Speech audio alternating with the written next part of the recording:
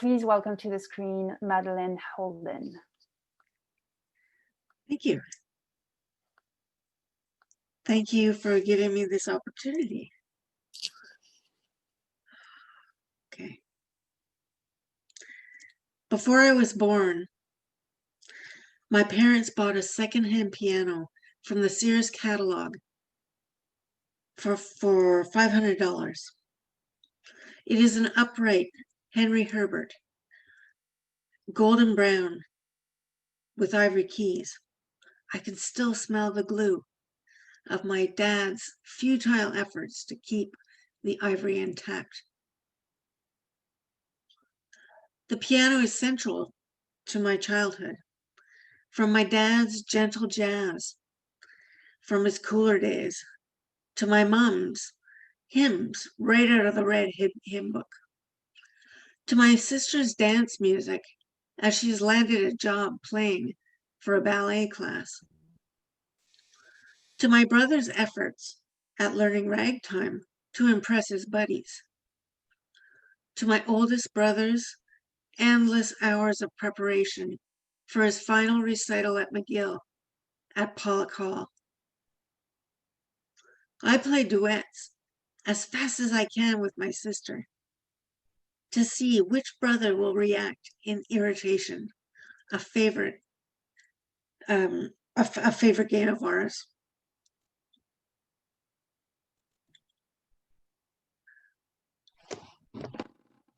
Oh, sorry. So when I'm 18, I survive an accident.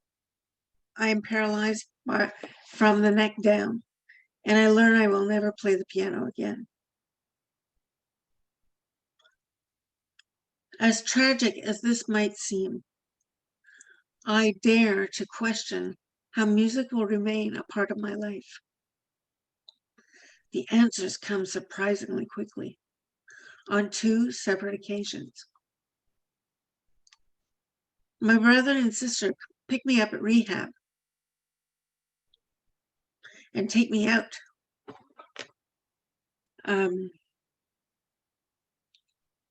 There's a series of shows live at Jerry Park in Montreal, hosted by the local radio station, Chaume FM. For 97 cents, we see the Eurythmics. And a few days later, Elton John. There he is. Spectacular and fabulous and flamboyant, my favorite piano man. I know every word, every note. I'm so happy to be part of a large crowd of people. Everybody just happy to be together, singing along to the music that we all grew up with. I can do this. This I can still do. I will support live musicians. The second thing that happened was I meet someone at a dinner party. He is interested in me, despite my injury. And I'm more than a little nervous about it. Actually, I'm terrified, but I'm open to see where this is going to take me.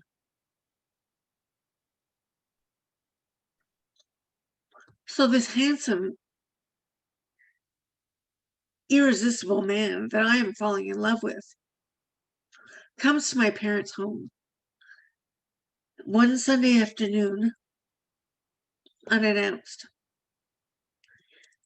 He has with him his twin 3-year-old boys. As he opens the door, my dad says, "So what have we here?" As he looks into 3 curious, hopeful faces, all with piercing blue eyes. I can hear my dad is smiling, welcoming, just by the tone of his voice. The twins bound to the piano to make their presence known. A fast friendship develops. It's connected by laughter and music and a love for my mom's chocolate chip cookies. We become family breathtakingly fast. My parents upgrade their piano, and the old piano is moved to our new home.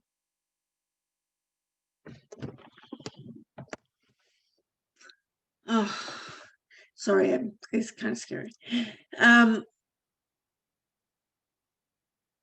um, my as my own children learn to stand, they reach up high to the keyboard to play their first notes, much to the irritation of twin big brother who's trying to get his Bach piece just right. Sitting on a telephone book, one daughter plays the theme of The Lord of the Rings with uncanny perfect pitch.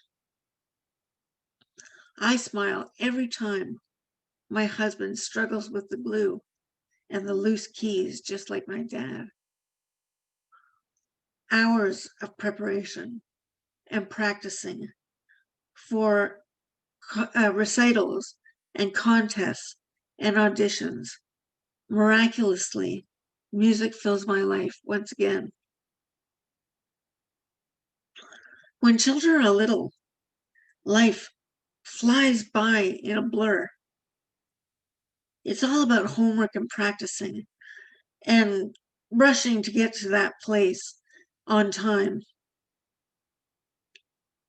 There are friends and arguments and neighborhood drama and community tragedy and food preparation. They eat all the time. It's all about what will we eat? Did we eat? Do we have time to eat? It's fun, but it flies by in a blur. So, but then they grow. And then you have time to lift your head up out of the fog, take a deep breath, look around, and wonder what everybody else has been doing for the last 15 years. This is when we discover the summer festival in Quebec City.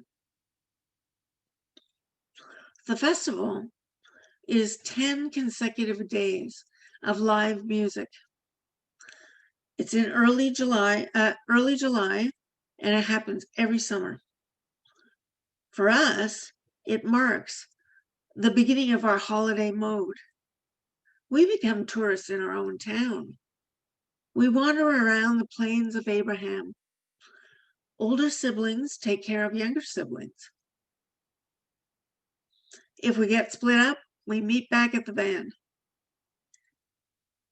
We see Paul McCartney and Stevie Wonder and Billy Joel and Elton John and countless others.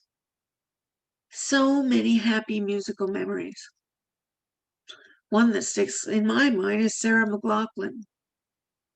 She is so beautiful, dressed all in white, sitting and playing her white grand piano. I look down at her in awe, and then up into the sea of spectators that flow all the way up the hill to the old city wall. The darkness is lit up by their lighters and their cell phone lights, and they're swaying back and forth to the music we have all grown up with. It is so beautiful, you could weep. I think I do. But the piano has a way of shaking me to the core. Our piano sits idle now, quiet. Our 5 children have learned to play, grown up, and moved on. Other pianos have gravitated towards them in life, but this piano waits patiently for that one grown-up child to buy a house. When this happens, we will move it, and it will inspire the next generation of musicians. Hey, you never know. Maybe Saudi will find the right glue to keep the ivory intact. Madeleine Holden. Yes. Ooh.